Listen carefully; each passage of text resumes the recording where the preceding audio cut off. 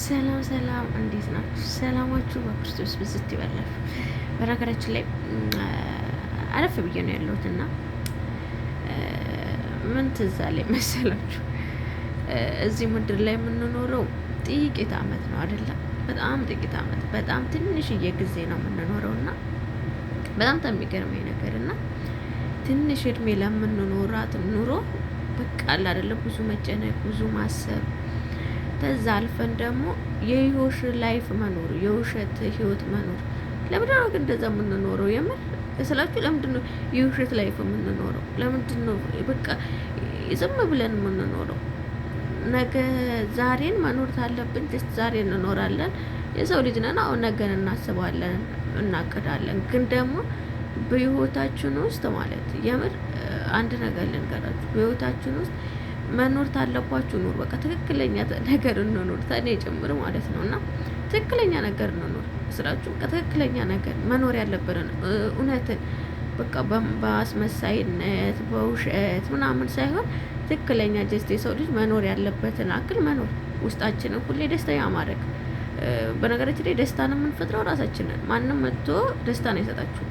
ደስታ የሚገኘው ተፈጣሪ ብቻ ነው። ደስታ የሚገኘው ከኢየሱስ ክርስቶስ ብቻ ነው። ደስታ የሚገኘው ከድንግል ማርያም ልጅ ብቻ ነው በዚህ ምድር ላይ። የሰው ልጅ እውነት ለመናገር መቶ ጭንቀት ነው የሚለቅባችሁ። እንደው ተስንት አንዱ ሊሆን ይችላል ደስታን የሚሰጣችሁ በህይወታችሁ ውስጥ። ግን እኔ የተረዳሁት በህይወቴ ውስጥ ለእኔ ሁሌ ደስታን የሚሰጠው ኢየሱስ ክርስቶስ ብቻ ነው። እውነት ለመናገር ባጣ፣ ብሸገር፣ ብታመም የፈለግኩትን ቦት በውስጤ ውስጥ ኢየሱስ ክርስቶስ ብቻ ነው። የዓለም ብርሃን የድንግል ልጅ ብቻ ነው ለእኔ ደስታን የሚሰጠኝ። የሰው ልጅ ጊዜያዊ ደስታ ሊሰጠን ይችላል ምናልባት፣ እና ደግሞ በብዛት የምር እዚህ ምድር ላይ ስትኖሩ ማለት ነው ነገ ትኖሩ ዛሬ ትኖሩ አታውቁምና የሰው ልጅ በፍጹም አትጉዱ ስላችሁ። ተስፋ አንደኛ ተስፋ አትስጡ፣ ሁለተኛ ደግሞ በህይወታችሁ ውስጥ የውሸት ህይወት አትግቡባችሁ። ትክክለኛ ህይወት ተገባችሁ፣ በትክክለኛ ህይወት በትክክለኛ መንገድ ኑሩ። አለበለዚያ ግን በቃ ትክክለኛ ራሳችሁን ሆናችሁ መኖር ነው አይደለም። እና ሰው መጣ ሰው ሄደ አይዶንት ኬር። የሰው ልጅ ትወዱታላችሁ፣ ክብር ትሰጡታላችሁ፣ ሪስፔክት ትሰጡታላችሁ ምናምን። ግን ብዙ አትጨነቁ። ሰው ሲመጣ በፍቅር ትቀበሉታላችሁ፣ ሲሄድ በፍቅር ትሸኙታላችሁ። በህይወታችሁ ሁሌም ስላችሁ ሁሌም መውደድ ያለባችሁ፣ ሁሌ በልባችሁ ውስጥ ማንገስ ማኖር ያለባችሁ ብዬ ማምነው የድንግል ማርያም ልጅ ኢየሱስ ክርስቶስ የዓለም ብርሃን ነው ብዬ ነው የማስበውና ለማንኛውም ቸር ሰንብቱልኝ። ሀሳቦች አንዳንዴ እሰራለሁ፣ ቪዲዮዎች እየሰራው ለማለት ሞክራለሁ። ግን በዚሁ አጋጣሚ ዩቱብ ቻናሌ ሰብስክራይብ እያደረጋችሁ አሳድጉኝ። የድሮ ቻናሌ ዩቱብ ቻናሌ ተዘግቷል። አሁን አዲስ ዩቱብ ቻናል ከፍቻለሁ። እሱን ላይክ፣ ሼር፣ ሰብስክራይብ እያደረጋችሁ አሳድጉኝ። በዛም ቪዲዮ ለቃለሁ። ኤፍቢኤልም ደግሞ ፎሎ እያደረጋችሁ አሳድጉኝ ማለት ነው። እና ስራዎች ለቃለሁ፣ ስራዎች እሰራለሁ እንደ ፈጣሪ ፍቃድ ማለት ነው። እና አንዳንድ ጊዜ በጣም ዘገያለሁ።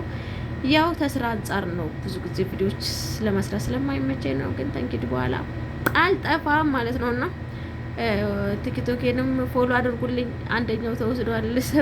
ብቻ ቻናሎችን ዩቱብ ቻናሌንም ሰብስክራይብ ያደርጋችሁ አበረታቱኝ። ሀሳቦችን ኮሜንት ላይ አስቀምጡ፣ የምትፈልጉትን ሀሳቦች ጥያቄ ታላችሁ ማለት ነው። በዚሁ አጋጣሚ ግን ሁሌም ቢሆን ራሳችሁን ሁኑ፣ በራሳችሁ ዓለም ላይ ሁኑ።